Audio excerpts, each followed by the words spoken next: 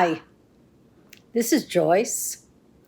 I just had my second round of chemo, and I thought I'd like to discuss a whole bunch of C's. On this broadcast, I'd like to talk about cancer, chemo, and COVID. I'm lucky.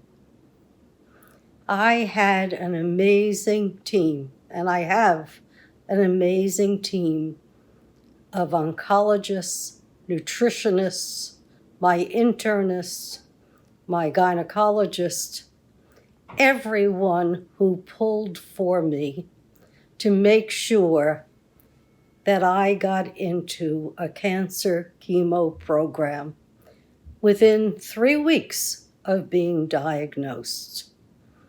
So my feeling is nothing but gratitude for the team, my internists, the amazing surgeon oncologist that I'm working with, Dr. Chapman, a young African-American woman with phenomenal credentials and so much compassion.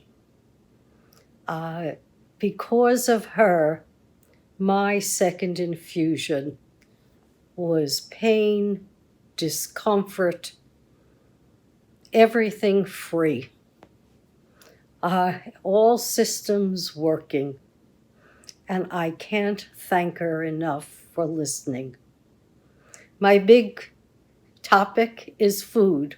What foods can I reintroduce? I'm a little flushed today. Right now, I guess I'm reaching a period of being tired. I don't have much hair left, so I resurrected my hat. I decided I've got lots of hats from lots of years, and I'm going with the hats. I can stand myself in the mirror. It doesn't matter. It's part of the treatment. But once again, I can only say kudos to everyone at New York Presbyterian and at the David Koch Infusion Center. They are such caring, wonderful people. And my nutritionist calls me every 2 weeks to see how I'm doing and to help me reintroduce new foods into my diet. Foods become really important to me. And most of all, I had a lot of what they call chemo fog and chemo brain after the first infusion. But after the second infusion, I was creative. I was reading. I finished my book, Sully by John Grisham. I'm able to fend for myself, and it's a pleasure. All I have to do is rest in between. So nothing to be scared about. In fact, I would recommend to every woman my age and older, go back to your gynecologist and make sure you have those pap tests regularly. Because evidently I'm young. Well, of course, in younger people, endometrial cancer does occur, and it's rapidly growing. But in older women, it's an equal concern. So never give up on the pap tests and regular testing. And if you follow everyone's directions and you rest when your body tells you to rest and you eat when you're hungry, I've got a great appetite. And I have to say, I no longer have anxiety. I know I'm going to survive. And I'll thrive too, because I'm still young. And I wanted to dispel a myth, the myth about COVID causing cancer. That's not what's causing cancer, folks. What's causing cancer, or what's causing us to recognize that cancers exist in the population, is the fact that once we went into the pandemic, all screening with all of our doctors ceased. I was told right before the pandemic I should go for another ultrasound and my mammogram. And then the pandemic occurred, and I never did it. It wasn't until this August that I actually went back to a gynecologist at my internist's badgering and started the process all over again. And 3 weeks later, after being diagnosed, I was in treatment. So I'm very thankful. And you should be doing the same. COVID's not causing cancer. COVID is literally taking up all the beds and making it so that the nurses and the staff at most hospitals are overwhelmed, which is one reason why everyone should get the vaccine. Not that many hospital staff are leaving because of the mandate. No siree, maybe 1 or 2%. What's happening is nurses are burned out. They can't cope anymore. The ERs are overloaded. The beds are overloaded. You have people with real illness needing treatment, and it becomes the rationing of care that Italy spoke about. Who do you treat first? And unfortunately, those of us who become immunocompromised, it's difficult in small rural hospitals to get care. And yet it shouldn't be, because COVID can be licked. You can have the rapid tests now that Biden is purchasing for $1 billion, and kids can take it every single day so that they know that they're safe to go to school. And parents can take it as well so they can go to work. That's what's stopping the economy from firing up. It's COVID and people who have been on the front lines who don't want to risk their lives anymore. And can you blame them? I can't.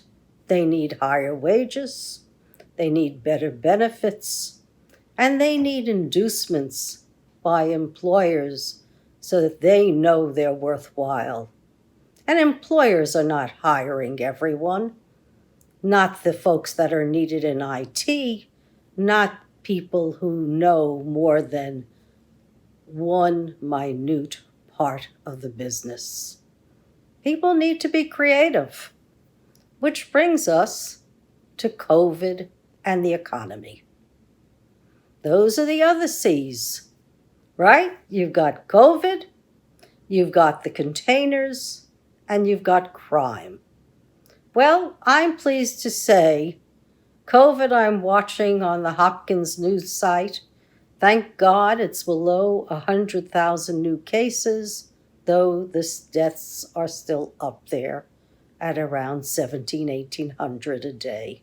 140,000 young people are left with one parent. One parent lost to COVID. And then you've got the containers that are backed up offshore. Well, you can snap your fingers and you can say COVID is over, but it really isn't over. It's still raging. It may be waning somewhat, but it's still raging in our country. So it's understandable. You can't snap your fingers and have a supply chain. By next spring, absolutely, I think we'll be on track.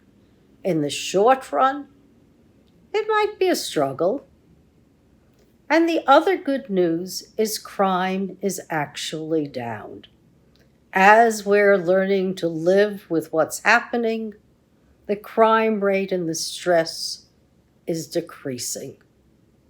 But if you care about your children and you care about your community and you are a religious person, don't get the vaccine just for yourself. Get it to protect your kids, your community, and your family members. That's what it's all about. We are our brother's keeper, and that's our mission in life.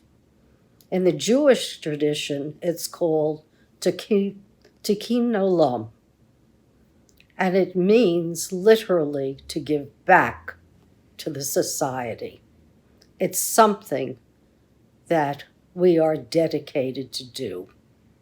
And that's why I'm pleased to be here and bring you these simple messages of hope. Hope for people with cancer.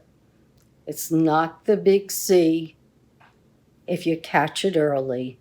And that's what we're missing in this country, catching it early and treating it and not being fearful of what's to come. Because here I am, the second day after my second infusion, and you can see I'm doing okay. And I am trying to do it to the best of my ability. The economy, that's going to take time, and it's going to take care. Care of people, care and compassion for those who have suffered so much. And it's also going to take the bills that are still in Congress. The Family Cares Act that will give child care to people and money for child care and support. That's not socialism, folks. We've had socialism by having inequality in this country. The Pandora Papers have shown that. There are 90 countries where folks are hiding their money offshore. If we collected all the money that's hiding offshore, we probably wouldn't even have a national debt. Despots come to South Dakota, Delaware, Nevada, Hawaii, and Florida to escape taxes. All foreigners, all producing income for a few. Where American money is going offshore to the Bahamas and to Belize, Honduras. Well, if everyone paid their fair share, we could have decent Social Security. We could have decent health care. We could have reasonable child care and transportation for people. And that's the goal. The goal is not to tax those of us who are in the lower and middle classes. The goal is to make sure everyone who's making over $118,000 a year pays their fair share into FICA.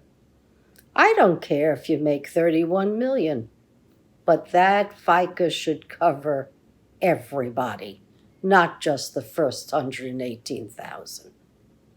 We can do it, folks, and we can have a fair and equitable society. Oh, and by the way, the CDC and Elizabeth Warren are working on creating new moratoriums on evictions, which will be a boon to the renters and the mortgagees in this country. There are about 10 million of them who are on the verge of being evicted and being homeless.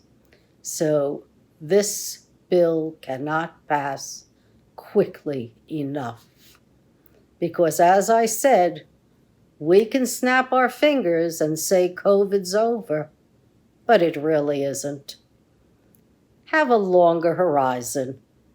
By the spring, if everyone cooperates, I predict America and a lot of other countries are going to come roaring back.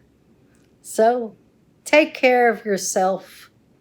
I think the news is good, and it looks like I'll be around for a long time. Have a blessed day, everyone, and thank you for listening. See you next week. Bye now.